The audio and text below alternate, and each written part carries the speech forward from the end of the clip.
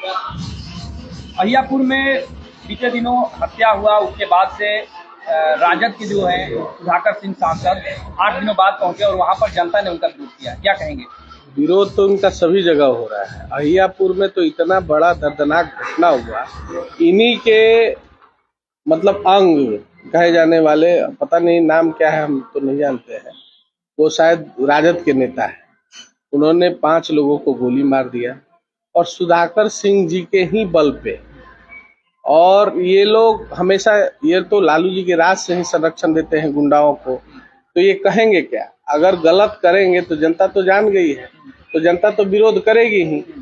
और ये उस विरोध में, उस घटना में जरूर कहीं ना कहीं संरक्षण दे रहे होंगे माननीय सांसद साहब। पीड़ित परिवार का कहना है कि हम भी राजद के हैं, राजद परिवार के हैं, लेकिन अर्जुन यादव की जब चौसा में हत्या हुई तो राजद के लोग जो है वहां पर धरना दिए, लेकिन अहियापुर में हत्या हुआ तो वहां पर धरना देने लोग नहीं। अर्जुन यादव तो शायद ठेकेदार थे एनटीपीसी में, उसमें कुछ काम कर रहे थे। हो सकता है सुधाकर सिंह उनके साथ पार्टनर हो, सुधाकर सिंह के वो पार्टनर हो, तो इसलिए उनके पास गए। ये तो मान लीजिए गरीब है, कमजोर के घर नहीं जाएंगे। वो तो राजद का एक बड़ा नेता था, मजबूत नेता था, उसको हो सकता है ये संरक्षण देने के चलते तो नहीं दिखाई दे रहे हो कि हम कहीं जाएंगे तो मेरी वोट बैंक खराब हो जाएगी। अच्छा, बोल रहे थे सुधाकर सिंह, कल जब जनता ने विरोध किया तो वो बोल रहे थे कि देखिए आज हमारे साथ राजद के कई सारे विधायक पहुंचे हुए हैं, जैसे शंभुनाथ यादव भी। तो क्या वजह रही होगी कि सांसद सुधाकर सिंह अकेले नहीं गए और इतने सारे विधायकों को लेकर के जाना पड़ा? अकेले जाते तो वहां जनता इनको जूते और चप्पल की माला पहनाती, इसी तैयारी में वहां की जनता थी, क्योंकि इतना बड़ा घटना इनके क्षेत्र में हुआ और ये सोए हुए थे, इसलिए राजद के बहुत सारे नेता के सपोर्ट लेकर वहां पहुंचे, पैरवी करा कर गए हैं ताकि मेरे साथ ऐसा घटना न हो। अच्छा, विपक्ष का यह भी कहना है कि एनडीए की सरकार में हत्याएं हो रही हैं, अपराधी बेलगाम हो गए हैं और इसको जंगल राज नहीं कहा जा रहा है। अब केवल 90 के दशक में जब लालू जी की सरकार थी तो उस समय का ही केवल राग अलापा जा रहा है। 2005 से 90 तक में क्या जंगल राज नहीं था? क्या आपने नहीं देखा था जंगल राज?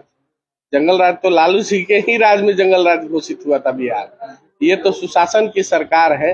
ये ऐसे लोग, ऐसे सांसद और विधायक जो राजद के लोग हैं, संरक्षण देने में ऐसे लोगों की मोनोपोली बढ़ाकर इस तरह की घटना पूरे बिहार में करा रहे हैं।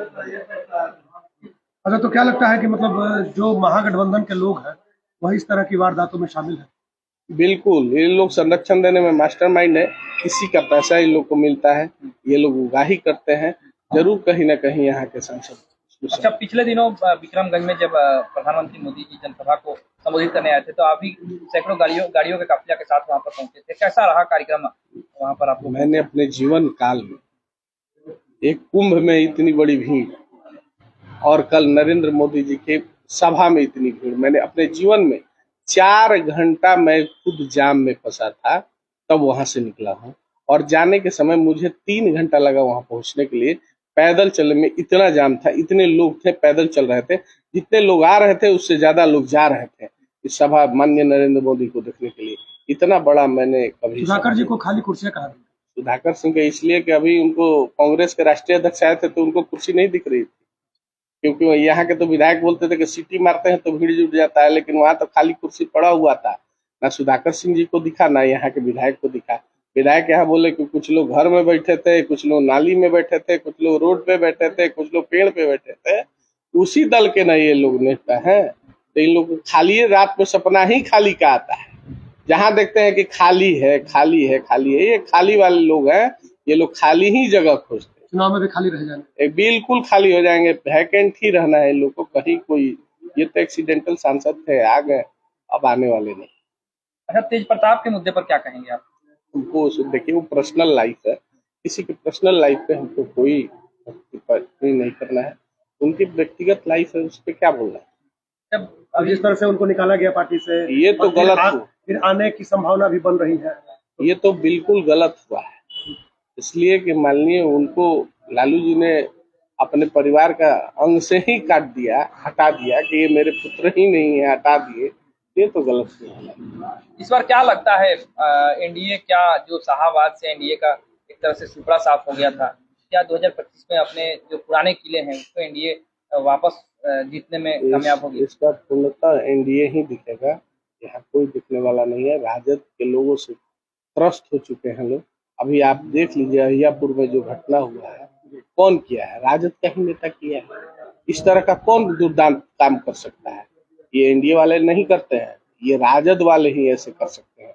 ये एनडीए के कार्यकर्ता कभी इस तरह का दुर्दांत अपराधी नहीं हो सकते हैं।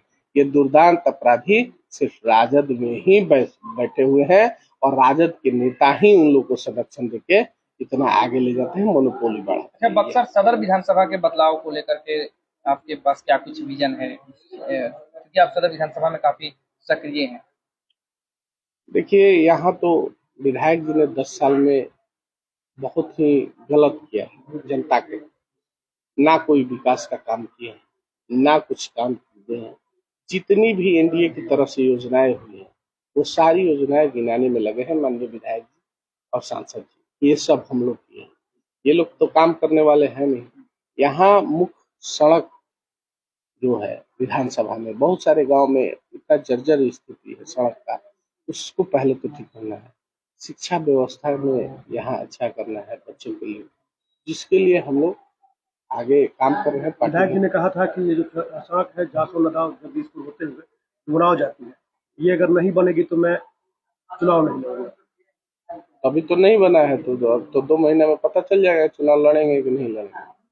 चुनाव लड़ेंगे क्या? इनका टिकट ही नहीं मिलने वाला है तो चुनाव क्या है? राष्ट्रीय अध्यक्ष के सभा में जो काम हुआ है, जो ये किए हैं, हमको तो नहीं लग रहा है कि इनको टिकट मिलने वाला है। बीजेपी से कौन आ रहा है? अब ये तो पार्टी से नेतृत्व तय करेगा, जो आएगा उसके साथ हम लोग हैं। हम लोग पार्टी के कार्यकर्ता हैं, सिपाही हैं, हम लोग लगे रहेंगे। जो ऊपर से आदेश होगा उसके पालन करेंगे। आपकी नामों की काफी तेज चर्चा है। अब तो नामों की खबर, लेकिन हम खुद स्वतः घोषित वाले नहीं है।